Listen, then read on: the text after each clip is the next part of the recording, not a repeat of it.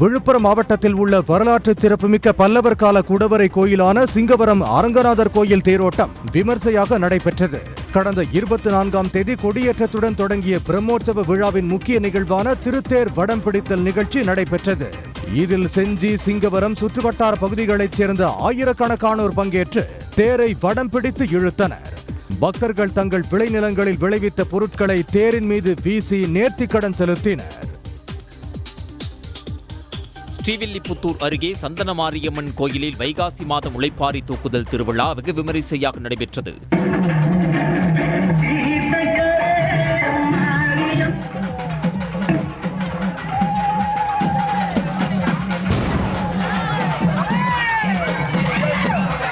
சிறப்பு அலங்காரத்தால் காட்சியளித்த சந்தனமாரியம்மனுக்கு 150க்கும் மேற்பட்ட பெண்கள் முளைப்பாரியை தலையில் சுமந்து முக்கிய வீதிகளின் வழியாக வலம் வந்து நேர்த்திக்கடன் செலுத்தினர். முன்னதாக 21 நாட்கள் விரதமிருந்த பெண்கள் நவதானியங்களால் முளைப்பாரி நாற்று வளர்த்தனர். ஈரோடு சூரம்பட்டி அருகே +2 படிக்கும் மாணவிக்கு உதவித்தொகை வழங்குவதாக கூறி கூலி தொழிலாளியின் வங்கிக் கணக்கிலிருந்து 1 லட்சம் ரூபாய் அபகரிக்கப்பட்டுள்ளது. வலசு ராஜாஜி நகரைச் சேர்ந்த பாண்டியன் ஜெயலட்சுமி மகள் ஜீவிதாவுக்கு 24,500 ரூபாய் உதவித்தொகை வந்திருப்பதாகவும் அரசு அலுவலகத்திலிருந்து பேசுவதாகவும் மர்ம நபர்கள் தொலைபேசி வாயிலாக அழைத்துள்ளனர். பின்னர் வாட்ஸ்அப் கால் மூலம் ஜிபே QR கோடை காட்டச் சொல்லி ஸ்கேன் செய்து பணத்தை அபகரித்துள்ளனர். இதுகுறித்து ஈரோடு சைபர் கிரைம் போலீசார் விசாரணை நடத்தி வருகின்றனர். சென்னை ஆவடி பகுதிகளில் போலீசார் பறிமுதல் செய்த 70 கிலோ கஞ்சா அழிக்கப்பட்டது. பல்வேறு இடங்களில் கஞ்சா கடத்தல், விற்பனை தொடர்பாக 84 வழக்குகள் பதியப்பட்டு இதில் கைதான குற்றவாளிகள் சிறையில் அடைக்கப்பட்டதாக போலீசார் கூறியுள்ளனர். இவர்களிடம் இருந்து 70 கிலோ கஞ்சா பறிமுதல் செய்யப்பட்ட நிலையில் நீதிமன்ற உத்தரவின் பேரில் அவற்றை காவல்துறை அதிகாரிகள் முன்னிலையில் தென்மேல்பாக்கம் பகுதியில் எரித்து அழித்தனர். சென்னை கோட்டூர்புரத்தில் உள்ள அண்ணா நூற்றாண்டு நூலகத்தில் மாதவிடாய் குறித்த விழிப்புணர்வு கருத்தரங்கம் நடைபெற்றது.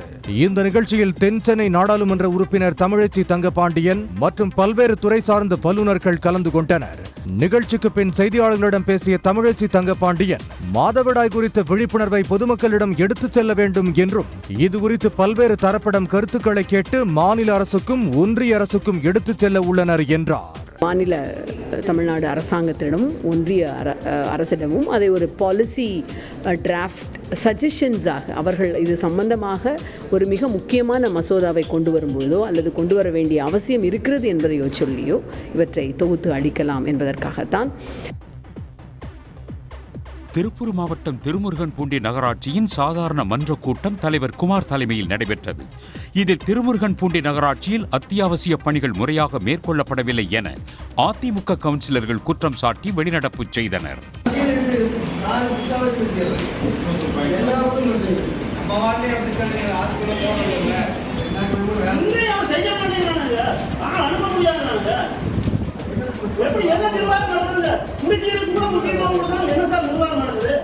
மேலும் நகராட்சி அலுவலர்கள் மீது அதிமுக கவுன்சிலர்கள் தொடர் குற்றச்சாட்டை வைத்ததால் மன்ற கூட்டத்தில் சிறிது நேரம் பரபரப்பு நிலவியது. கரூர் மாவட்டம் அரவக்குறிச்சி அருகே கோயில் திருவிழாவை முன்னிட்டு மாவிளக்கு மற்றும் முளைப்பாரி ஊர்வலம் நடைபெற்றது. வைகாசி மாத திருவிழாவை முன்னிட்டு லிங்கம் நாயக்கன்பட்டி கிராமத்தில் உள்ள விநாயகர், பட்டாளம்மன், மதுரை வீரன் கோயிலில் சிறப்பு பூஜைகள் நடைபெற்றன. இதில் ஏராளமான பெண்கள் முளைப்பாரி மற்றும் மாவிளக்கு தட்டுகளை தலையில் சுமந்தவாறு ஊர்வலமாக சென்றனர்.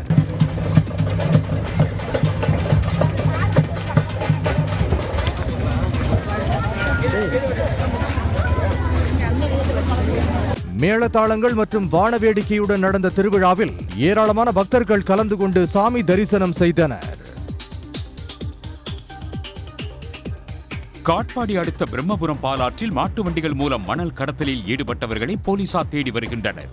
புகாரின் பேரில் பிரம்மபுரம் பாலாற்றில் போலீசார் கண்காணிப்பு பணியில் ஈடுபட்ட போது 4 மாட்டு வண்டிகள் மூலம் 4 பேர் சட்டவிரோதமாக மணல் அள்ளியது தெரிய வந்தது. அந்த கும்பல் போலீசாரை கண்டதும் மாட்டு வண்டிகளை விட்டுவிட்டு தப்பியோடினர். இச்சம்பவம் குறித்து போலீசார் வழக்கு பதிவு செய்து விசாரணை மேற்கொண்டு வருகின்றனர்.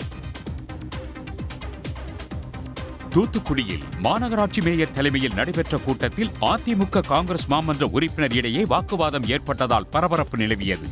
வஉசி கல்லூரிக்கு விதிக்கப்பட்ட 5 லட்சம் ரூபாய் வரியை ரத்து செய்யும் தீர்மானத்திற்கு அதிமுக மாமன்ற உறுப்பினர் எதிர்ப்பு தெரிவித்தார். இதற்கு காங்கிரஸ் மாமன்ற உறுப்பினர் சந்திரபோஸ் கடும் எதிர்ப்பு தெரிவிக்கவே இருவரிடையே வாக்குவாதம் ஏற்பட்டது.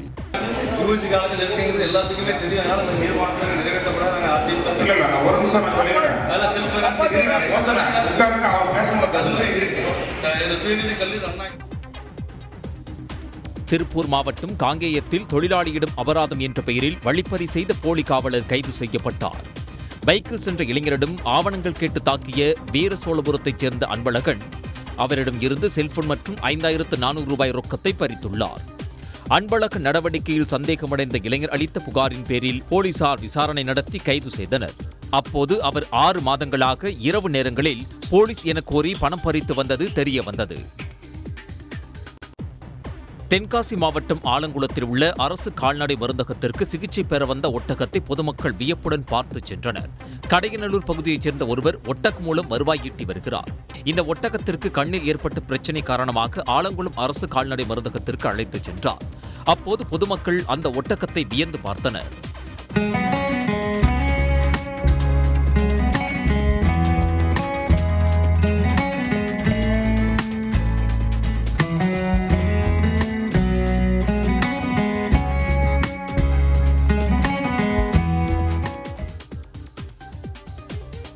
பொள்ளாச்சி நகராட்சிக்குட்பட்ட கோட்டாம்பட்டி பணிக்கம்பட்டி சாலையில் கழிவுநீர் தேங்கி நிற்பதால் சுகாதார சீர்கேடு ஏற்பட்டுள்ளது. குள்ளக்காபாளையம், குறும்பபாளையம் மற்றும் நெகமம் ஆகிய கிராமங்களை இணைக்கும் கோட்டாம்பட்டி பணிக்கம்பட்டி சாலை உள்ளது. மழை காரணமாக இப்பகுதியில் உள்ள பாதாள சாக்கடையில் இருந்து கழிவுநீர் வெளியேறி வருவதால் கடந்த 3 நாட்களாக அப்பகுதியில் போக்குவரத்து துண்டிக்கப்பட்டுள்ளது. நகரில் பார்த்தீங்கன்னா இந்த கழிவு நீர் ரொம்ப தேங்கி 1 வார காலமாக ரொம்ப இருக்குங்க. இந்த பிரச்சனை 4 வருஷமா இருக்குங்க. கோட்டாம்பட்டி பணிக்கம்பட்டி சாலையில் கழிவுநீர் வெளியேறுவதை தடுத்து நிரந்தர தீர்வு காண அப்பகுதி மக்கள் கோரிக்கை வைத்துள்ளனர்.